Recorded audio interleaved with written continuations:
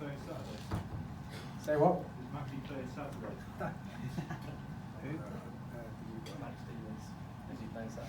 Probably not. He's not done too much at Peterborough, so in terms of game time. He's had a session this morning, so we'll work the rest of the week with him and then he'll possibly be on the bench. Our media guys.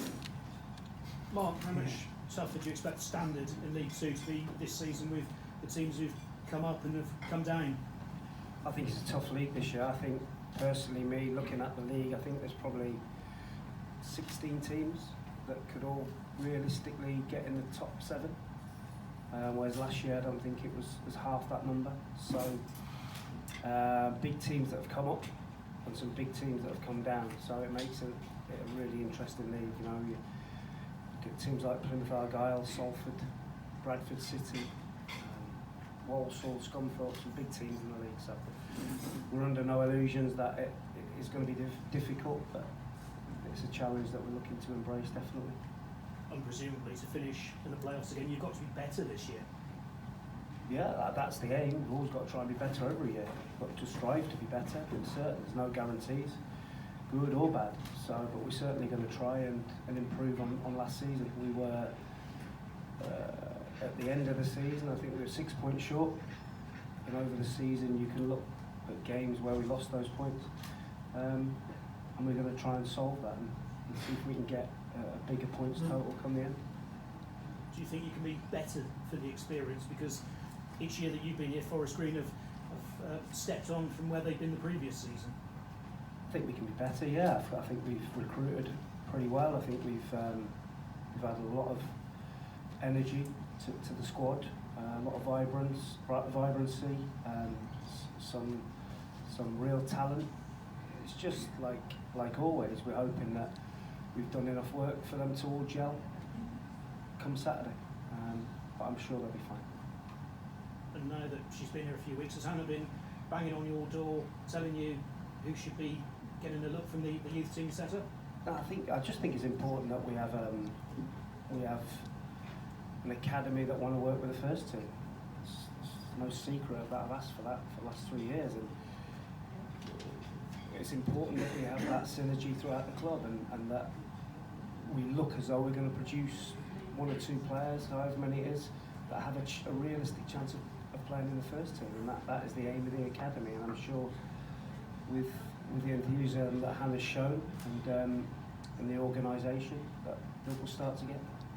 And Hannah, how has the job been for you so far? Has it been what you've expected? Definitely, and I think Mark's been a bit humble there in terms of, I've been in the door sort of a week and, he's already sort of coached the 18s and the 16s and he's done a session with staff and, he's been so sort of welcoming and sort of really supporting the academy. And anybody who works in youth development will tell you that's the key. There has to be a pathway. You can have all the best coaches, all the best sports science, but if you haven't got a pathway and a manager who wants to play young players, you want to hide into nothing. So, it's a fantastic club, and I'm really excited with the project that we've got here. And does the size of the club make it sort of that pathway, that I suppose the inspiration for the youngsters?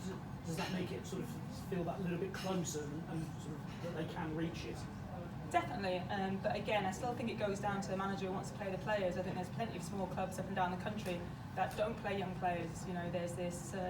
We need to get out of this league or we need to stay in this league, and a lot of managers won't trust young players in those sorts of scenarios. So again, it's so refreshing to be somewhere where, as I say, the manager will come and take a session with the under-18s. He knows their names, he knows the staff's names. There's a real connection between the first team and the academy, and that's an exciting part of it. Thank you.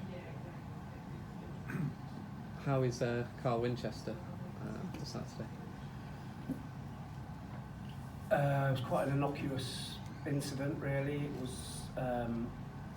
It just looked as though he'd been pushed to the floor and banged his knee, but when he got up, he got like an egg-sized swelling on the side of his knee. So, to start with, we were really worried. Yesterday he was really sore, and we were even more worried. But today he's a lot easier. So he has a scan tomorrow, and we're hoping that he's just damaged the capsule of his knee, and it's just an impact injury rather than a ligament strain. looking at him today, I'm a lot more hopeful than I was over the weekend. So fingers crossed. And do you think you'll have a goalkeeper in for the start of the season? No. That's still an ongoing process then, Mark. You're still sort of looking for what you want. Yeah, I'm prepared to wait till I get the right one, but the right one still might be in the building. But it's important that we have 3 goalkeepers. And what's the latest situation with Lloyd James and Charlie Cooper? I've already covered that in terms of Lloyd knows the situation. I had a chat with Lloyd as soon as the season finished, and Charlie's at another club.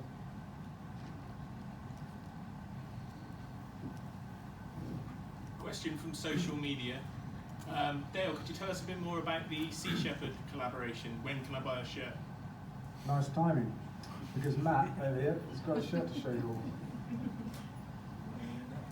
You can hold it, Matt. Yeah, there we go. I got my hands full. So this is the shirt. We took for our inspiration for the design the camouflage pattern on one of Sea Shepherd's boats, the Steve Irwin, I think it is. Something I've always been a fan of. And we've got zebra stripes on our first team shirt, which is a natural form of camouflage. This is the type of camouflage used on ships. This shirt 50% made of bamboo, the same with our other shirts, which is an innovation in sports material. And you can pre-order later today, but I don't think we're delivering the first ones for a week or two. I think, if I'm right, I don't know where Sam is, but I think it'll be a week or two before we deliver. That's it. So there it is. Spin the background now. There you go. Another question from social media. What are your hopes now for the Academy, Dale? Are you really hoping it develops players, so it gives a flow of players into the first team? What's the plan? Yeah, my hopes are the same as Mark's and Hannah's. It only makes sense for us to have an academy that creates players that can play in the first team. That's for me a joined up club, so we all have the same hopes, same aims, and I'm convinced in that case that we're going to get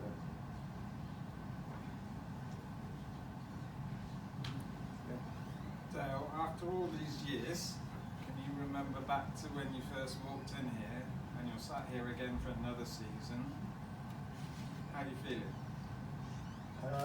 I love the start of seasons.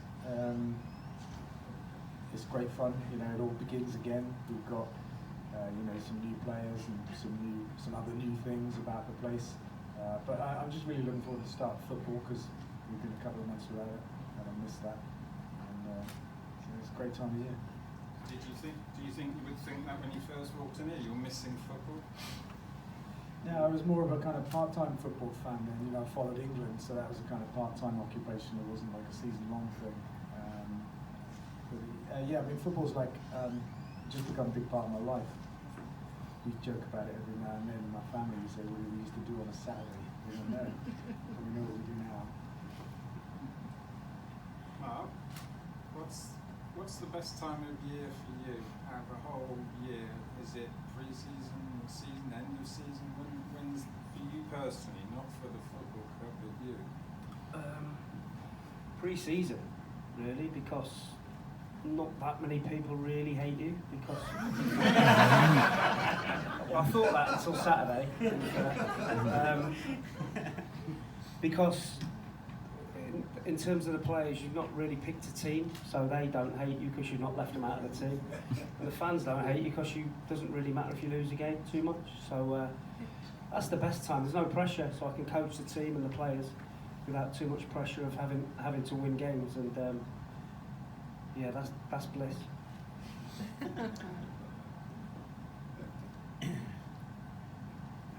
question mostly for Mark and Hannah. Didn't actually speak today about this earlier. Do you feel that the positive performances on the pitch have something to do with the off-field culture of the club, and be it the general feeling, the veganism, etc.? Do you feel that there's a positive correlation there between the two?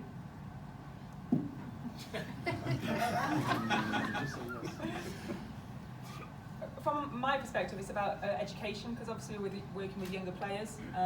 So I think actually we do have a responsibility to educate our young players and our young people generally about, you know, some of these messages. You know, I say often that one of my bugbears is the plastic bottles that are left at junior football after a game. You know, and that, if you think that's happening up and down the country in any sort of youth football. So I think these are genuinely things that we can educate our young people about, which I think are going to make them better people in the long run, because football's hard, it's a hard industry, and you know, some of them hopefully will end up playing for Mark's first team, but others obviously won't. But we hope that once they pass through the academy, they'll be better people for it, and as I say, part of that is the education around, you know, other aspects of their lives. Message here from it says, "Hi guys, any message for the FGR fans in Russia?" Don't say anything. Well, just to say hello back. I couldn't say it in Russian, but just to, yeah, hello, you know, and it's great to have heard from you guys. I think it was a couple of weeks ago you dropped us a message on Facebook or somewhere, and we're like really chuffed to have a fan group in Russia. So thanks, and good luck to us all for the rest of the season, start of the season, even, for the whole season. Any other questions? Good. Briefly touching on the fans there, Mark, have you got a message for the more match-going fans here ahead of the start of the new season?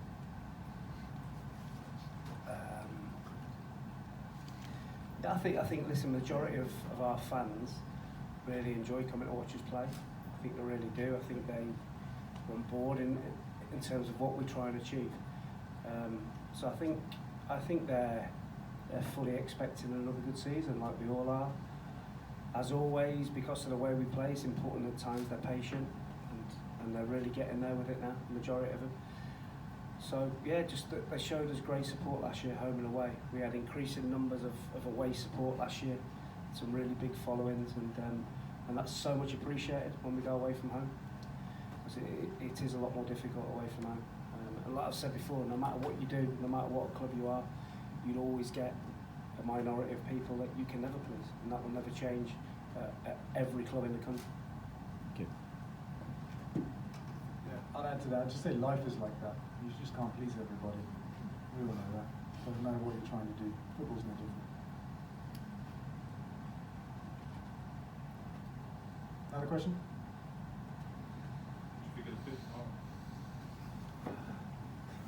It looks all right at the minute. Quite pleased at the moment. Obviously, it's no secret it's not been great for the last couple of years, but we got contractors in that did the work, and it looks as though they've done it properly this year.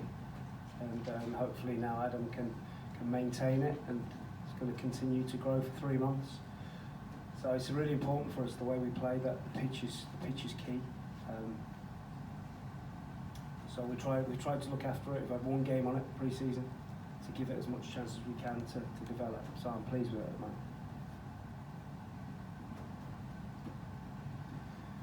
Any more? Dale, Yes. could you talk through some of the sustainability stuff the club is doing and your connection with the UN and what will happen over this season? Progress? Okay, yeah. So we joined a program with the UN. We launched it with them in December last year called Sport for Climate Action, and that's a global program to engage sports bodies and sports fans around the world in the issues of sustainability and get them to change the way they live and help in the fight against climate change, which is fantastic.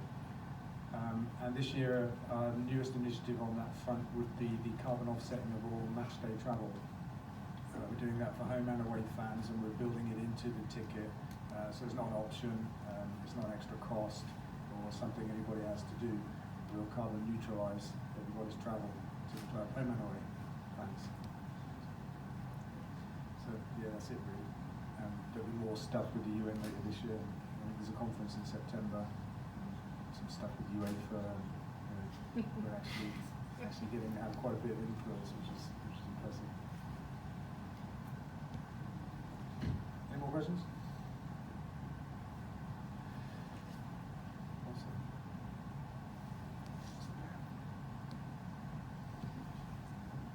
Done?